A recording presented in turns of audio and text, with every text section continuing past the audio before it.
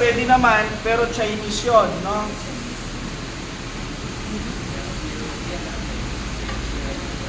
Sige.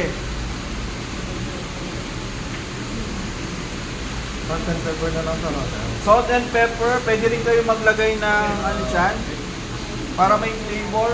Kung meron kayong garlic paste, pwede nyo ilagay. Kung meron kayong onion na chop, pwede nyo ilagay.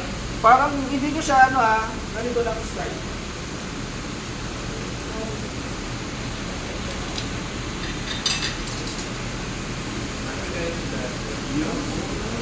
Pwede rin yung garlic. Parang pampalasa lang, sir.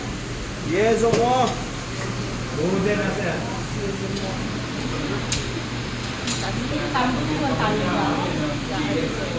Guys, ganyan lang po, no?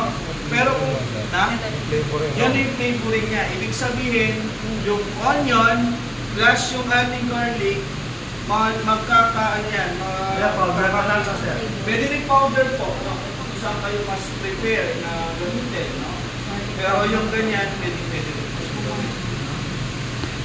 Tapos mag-season ka ng pepper at